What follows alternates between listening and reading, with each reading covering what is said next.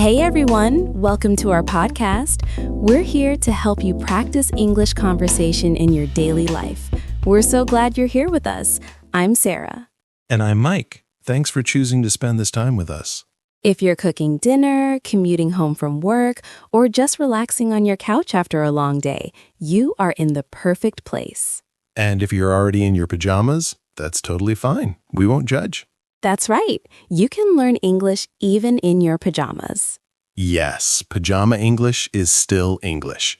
Okay, Sarah, before we dive in, how was your day today? How is your evening going so far? My day was pretty busy. I finished work about an hour ago, made myself some tea, and now I'm finally sitting down. I told myself today I would stop checking my work emails after 6 p.m. We'll see how that goes. So, a cup of tea and a small promise to yourself about work-life balance? I think many listeners can relate to that feeling very well. Yeah, I guess so. Evenings can be a strange mix of tired, relieved, and still thinking about work at the same time. My evening has been similar. I got home, changed into comfortable clothes, and immediately checked my phone for just a minute, and suddenly 15 minutes were gone. The famous just a minute trap. That minute is really dangerous. Very dangerous, yes. And that's actually why today's topic is so relevant. Right, because our topic today is evening routine to wind down with English.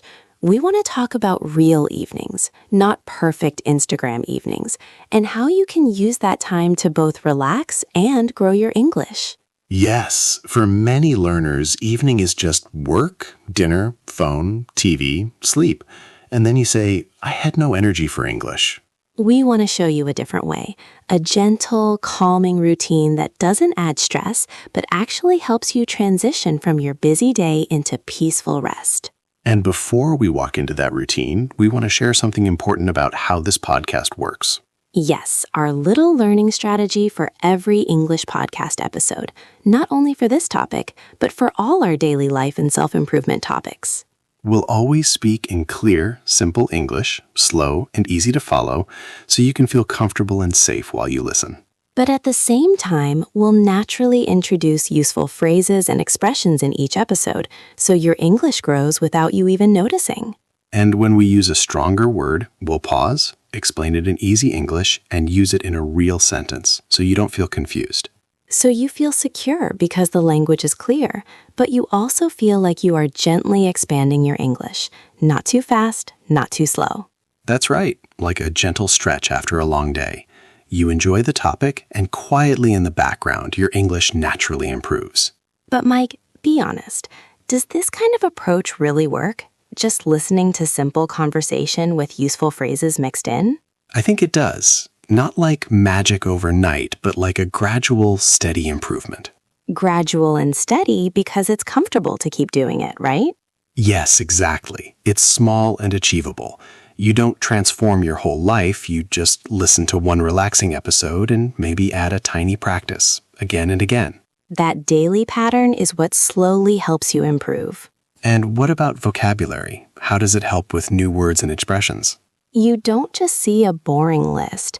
You hear new words inside real situations, like our evening topic today. So your brain remembers the word with an image and an emotion, not only a definition. So it's like your brain says, this phrase belongs to this moment in life, and that makes it easier to recall later. That's it. And when you then create your own sentence with that new word, your English brain gets a little exercise. Not exhausting, just a gentle workout that makes you stronger over time. So we have a small challenge for you in every episode now, including this one. Yeah. While you listen today, try to notice one new word, phrase, or idiom that resonates with you. Resonates with you means it feels meaningful or important to you personally. It could be a single word that feels a bit new or a phrase you don't normally use, but you understand from the context. At the end of the episode, ask yourself, what new word or phrase did I really learn from today's episode? Yeah, that's a powerful question to ask yourself. Then be brave enough to make one simple sentence with that word or phrase. Say it out loud or write it in your notebook. And if you feel confident, you can write your sentence in the comments. When you do that, your English brain gets a real workout, like a small training session for your vocabulary and confidence. And we love reading your sentences. We really do. We see your improvement, and other learners can learn from your examples too. And if you enjoy this peaceful way of learning, daily life topics, useful phrases, and a small challenge, don't forget to like this episode, subscribe, and maybe share it with a friend who is also learning. Your support helps our little podcast grow and helps more learners enjoy English in a calm way. Okay, now that you know our style and our learning approach, let's come back to today's topic, evening routine to wind down with English. We'll look at a typical evening, dinner, phone, TV, exhaustion, and see where we can peacefully add English without adding pressure. So take a deep breath, get comfortable, maybe grab your tea or a snack, and join us as we explore your evening. So let's start with a simple question. Why are we focusing so much on evening? Why not morning or afternoon? For me, the evening is like closing a book at the end of a chapter. Your day is almost finished, your mind is tired, but it's also ready to let go of stress. Yeah, it's like the world is finally slowing down. Work emails are slowing, people are going home, and you finally have a moment where you can just breathe. And the way you use that evening can really set the tone for your night and even your next morning. When we say set the tone, we mean those last hours before bed decide how you sleep and how you wake up, like choosing the last song before you go to sleep. If you end with stress and screens, your sleep feels restless. But if you end with something calm and meaningful, like a gentle English routine, you sleep better and wake up refreshed. And if you do this again and again, it doesn't only help your English, it can quietly improve your overall well-being too. Sarah, do you know any story where an evening routine really changed someone's English? Yeah, I do. I think of David, a listener who wrote to us. He works as a software engineer for a tech company. He starts early, around 7 a.m., and by the time he finishes, around 5 or 6 p.m., his brain feels like overheated computer. Overheated computer, like when your laptop fan starts making noise because it's working too hard? Exactly. So his mornings were already full. He tried to study English before work, but he was always rushing. Exactly. He told us that every morning he thought, I'll study now, but then he had to prepare breakfast, take a shower, check messages from his team, and suddenly no time was left. He felt frustrated and honestly a bit defeated. Defeated, like when you try many times but keep failing, right? Yeah, like that. One day he said, okay, my mornings are chaos, so I'll give my evenings to English instead. Interesting. So what did he actually do? He didn't start with some complicated plan. He just decided that after dinner, instead of watching random YouTube videos, he would put on his headphones and listen to a 15-minute English podcast. Same couch, same evening, just a different choice. Yeah, after a week, he added one more thing. Before bed, he would open his journal and write 5 simple sentences in English about his day, his thoughts, or something he learned. So the couch and the bedroom became his little English sanctuary. Sanctuary means a safe, peaceful place where you can relax and focus. Exactly. No special equipment, no expensive courses, just his headphones, a notebook, and a small commitment to himself. And he was being more deliberate with his evening. Deliberate means he was doing things with clear intention and purpose, not just randomly. Did he feel any change? Not immediately, but gradually he noticed he could understand English podcasts more easily. He didn't need to pause and rewind so often. Gradually is like watching a plant grow. You don't see it grow every day, but after some weeks you look and think, wow, it got bigger. That's how it was for him. Small actions accumulated when he repeated them every evening. Accumulated means they added up. They collected together over time to become something significant. You don't need the same job or the same couch as David, but you can adopt the idea. Choose one part of your evening and dedicate it to English. Let's talk about why this evening routine matters so much. Evening is not just about time. It's about the version of you that comes home.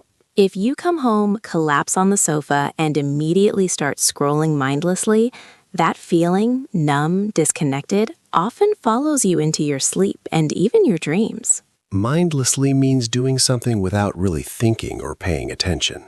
It's like ending the day with mental junk food. You can still fall asleep, but you don't feel satisfied. But when you come home and do one small thing with intention and care, like 10 minutes of English, That peaceful energy also travels with you into sleep. It's like giving a small but healthy gift to your evening. It's not huge, but it makes you feel accomplished. Accomplished means you feel like you did something worthwhile. That's why evenings are powerful. They are a quiet opportunity to decide, who do I want to be before I sleep?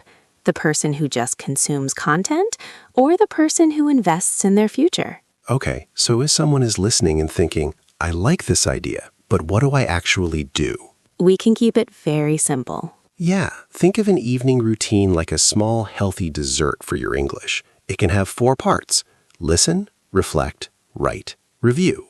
We don't need a big meal, just a few satisfying bites. I like that. A small, healthy dessert for your English. So what's the first bite?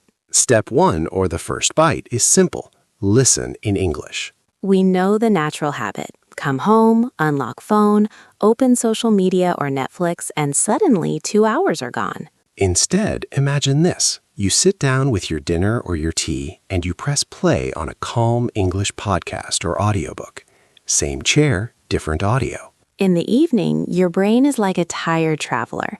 It doesn't want complex tasks, but it can still absorb new information if it's presented gently. So if the first thing after work is English, a story, a conversation, even something inspirational, your brain can soak it in without resistance. And it doesn't have to be a formal study session.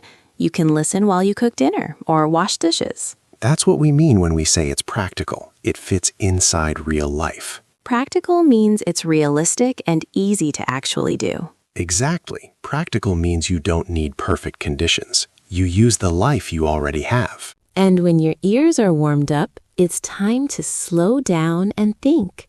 Step 2, reflect in English. Many learners tell us, I listen, I read, but I never think about what I learned. It's like eating food, but never letting your body digest it properly. You need a moment to process. Evening can be your quiet moment for reflection.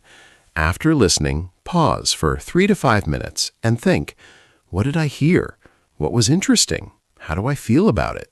You can do this in your mind, or even better, you can say it quietly out loud to yourself. When you reflect like that, you're not just collecting words, you're building understanding. Your brain and heart start to connect with English in a deeper way. And the beautiful thing is, in the evening, nobody is rushing you. Nobody is judging. It's just you and your thoughts. Yeah, it's a safe space to explore your ideas, even if they're not perfect. And after reflection, we can capture those thoughts. Step 3, write in English. I like to think of writing as creating a mental photograph of your day. All your experiences and thoughts are floating around. When you write, you freeze a few of them on paper. In the evening, you can write a small paragraph, just 4 or 5 sentences about your day, what you learned or how you're feeling.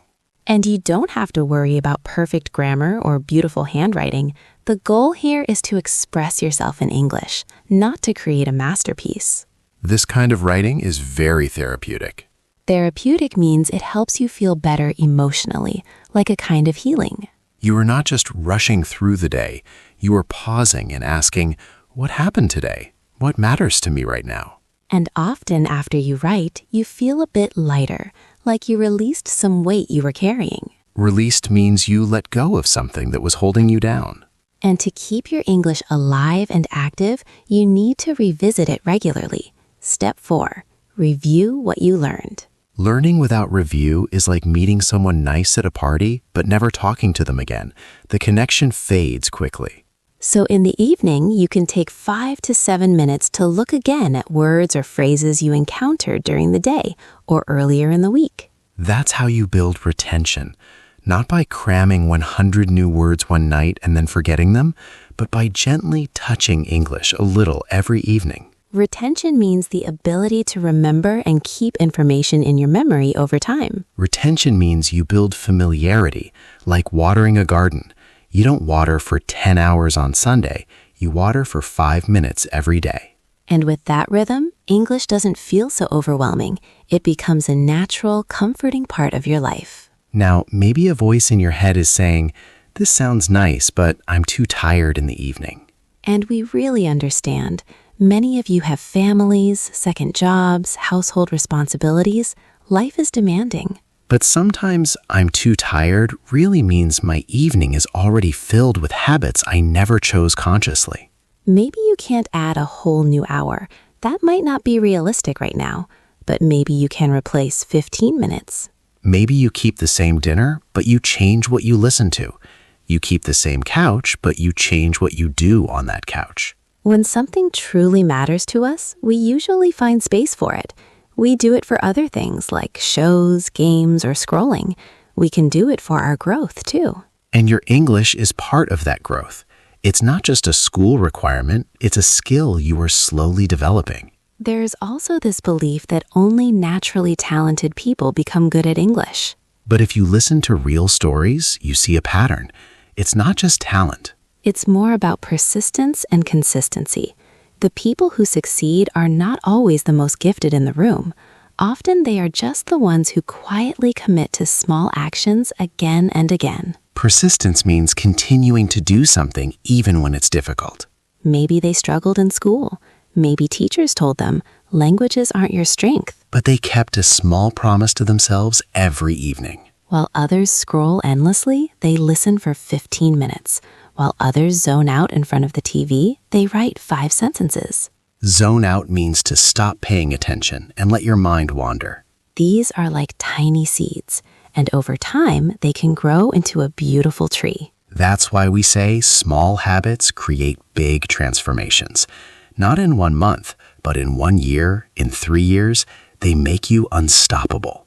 And why invest all this effort into English? Because English is not only for exams. English is like a bridge. It connects you to opportunities you maybe can't even imagine yet. Career opportunities, travel experiences, friendships across cultures, access to books and content from everywhere in the world. Maybe for you, it's being able to watch your favorite series without subtitles. Maybe it's writing an email confidently, or participating in an international meeting, or simply feeling proud of yourself. English can give you confidence, that warm feeling of, I am capable. And that confidence often gives you courage to open new doors and embrace new experiences. And evening is a beautiful time to build that bridge slowly and peacefully. The world is quiet, and your future is waiting. So if we put everything together, the message is simple. Don't waste your evenings. They are not just recover from work time. They are invest in your future time. Listen, reflect, write, review, even if each one is small. And these small actions, when you repeat them, can make your evenings feel more peaceful, your mind more clear, and your heart more hopeful. Peaceful here doesn't mean boring. It just means at the end of the evening you can smile and say, I did something meaningful for myself. And clear is when your mind feels organized, not so cluttered with stress. And hopeful is when you feel optimistic about your progress in your future. Your life won't transform in one evening, but it will transform if you use many evenings in an intentional way. And we're really happy to sit with you in those evenings, in your living room, in your kitchen, at your desk, and be part of your English journey. You know, Mike, we used some interesting words and phrases today. Maybe we should slow down and explore a few of them, like a gentle vocabulary walk. Yeah, a calm little word exploration. Not a test, just a moment to really understand the words. Exactly. As you listen, you can think, which one of these feels helpful for my life? Sarah, one phrase we used today was wind down. Yeah, when we say wind down, we mean to gradually relax and slow down after a busy or stressful period. It's like when you finish running fast and you slowly walk to cool down your body. You don't just stop suddenly. In the evening, many people need to wind down from work stress before they can sleep peacefully. You can say, I like to wind down with a book before bed. Maybe you can think now, how do you wind down in the evening? Another phrase we used today was gradually. Gradually means slowly, step by step, little by little, not suddenly. It's like sunset. The sky doesn't go from bright to dark in 1 second. It changes gradually, slowly and beautifully. English improvement is the same. One evening, one podcast, one paragraph. Maybe today you don't notice a huge change. But when you look back after 3 months, you suddenly realize, wow, my listening is different. My confidence is different. That happened gradually, not overnight. You can say, gradually, my English is improving with my evening routine. So if you feel impatient, remember, gradual progress is still real progress. We also said the word accumulated. That means things added up or collected together over time to become something bigger. Picture a piggy bank. One coin looks small, but if you keep adding coins every day, they accumulate. After months, you have real savings. Maybe your small action is 10 minutes of listening each evening. Alone, it looks tiny. But 10 minutes times 30 days, that's 300 minutes. That's 5 hours of English in 1 month. You can say, small efforts accumulated over time create big results. So don't underestimate your small contributions. They are quietly accumulating into something valuable. We also said the phrase, set the tone. Set the tone means to establish the mood or atmosphere for something that follows. Like when you enter a room and light a candle, that small action sets the tone for a relaxing evening. Maybe yesterday you ended your evening with stress and arguments. You felt tense. But when the evening comes today, you can say, okay, I will set a different tone. I will listen to calming English for 10 minutes. You can say, how I spend my evening sets the tone for my sleep and my next morning. Evening is kind. It gives you a chance to set a peaceful tone before rest. Let's talk about the word deliberate. Deliberate means done with careful thought and intention, not by accident or randomly. Imagine 2 evenings. In the first evening, your hand just automatically reaches for the TV remote without thinking. That's not deliberate. In the second evening, you pause for a moment and say, no, tonight I will choose to write in English for 10 minutes instead. That pause is you being deliberate. You're still in the same house, still tired from work, still sitting in the same chair, but your choice is different. You can say, I was deliberate this evening. I chose a podcast instead of mindless scrolling. When you are deliberate with small choices, meaningful changes slowly follow. Now the word mindlessly. Mindlessly means doing something without really thinking or paying attention, like a robot. It's like your body is moving, but your mind is somewhere else or nowhere at all. Many of us scroll through social media mindlessly. We don't choose to do it. We just do it automatically. You can say, I used to watch TV mindlessly for hours every evening. An intentional evening routine can help you avoid doing things mindlessly and instead do things with purpose. Another important word is practical. Practical means realistic and easy to actually do in real life. It matches your real situation. A practical plan is like comfortable shoes. If the plan is too complicated, you trip and give up. If it's simple and comfortable, you can walk with it every day. Saying I will study English for 4 hours every evening is not practical for most people with jobs or families. But saying I will give 15 minutes to English after dinner is practical. You can actually do it consistently. You can say 15 minutes of English writing in the evening is practical for me. Practical routines are the ones you will actually maintain. Another key word is persistence. Persistence doesn't mean being perfect. It means continuing to try even when things are difficult. Like climbing a mountain. Sometimes the path is steep and you feel tired. Persistence is when you keep walking anyway. With English, having persistence might mean listening every evening for a month, even on days when you feel exhausted or unmotivated. You can say, success in English requires persistence, not just talent. Persistence is what turns small efforts into real achievement over time. We also use the word therapeutic. Therapeutic means something that helps you feel better emotionally or mentally, like a kind of healing. Like taking a warm bath after a stressful day. It's therapeutic. It makes your body and mind relax. Writing in English can be therapeutic. You put your thoughts on paper and you feel lighter, less stressed. You can say, I find writing in my English journal therapeutic. It helps me process my day. Therapeutic activities don't have to be complicated. Sometimes simple things bring the most healing. Another word is retention. Retention means the ability to remember and keep information in your memory over time. It's like trying to hold water in your hands. If you don't cup your hands carefully, the water slips away. Retention is about holding on to knowledge. If you learn 20 words today but never review them, your retention will be very low. You'll forget most of them quickly. But if you review those words again tomorrow, again next week, your retention becomes much stronger. You can say, regular review improves my retention of new vocabulary. Retention is built through repetition and connection, not just one-time exposure. We also said the word zone out. Zone out means to stop paying attention and let your mind drift away, like daydreaming but without purpose. It's when you're physically present but mentally absent. Your eyes are open, but you're not really processing anything. Sometimes after a long day, we zone out in front of the TV. We watch, but we don't really watch. We're just there. You can say, I tend to zone out when I'm too tired. That's why I try to do English practice before I get completely exhausted. Being aware of when you zone out can help you make better choices about your evening time. And finally, the word hopeful. Hopeful means feeling optimistic and positive about the future, believing that good things can happen. It's like seeing a small plant growing in your garden. You feel hopeful that it will become beautiful flowers one day. A small English routine can make you feel hopeful about your progress. Not perfect, not finished, but moving forward. You can say, my evening English routine makes me feel hopeful about my future opportunities.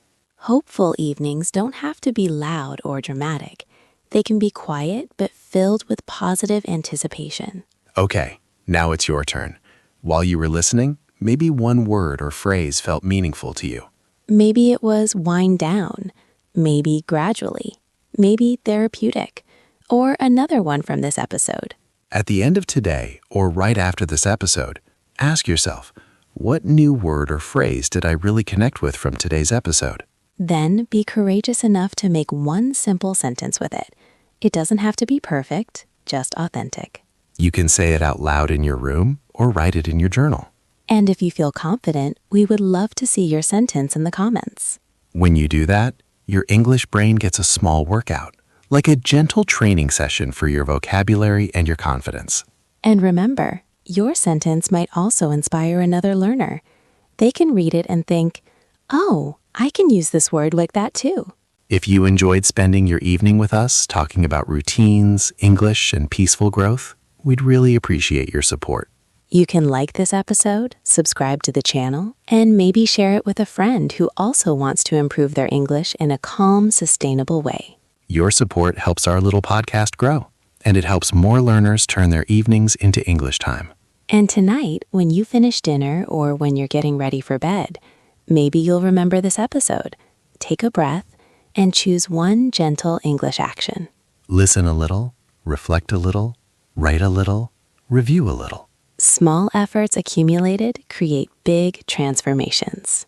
And we'll be here, walking with you, gradually, evening by evening. This was our English podcast. I'm Sarah. And I'm Mike.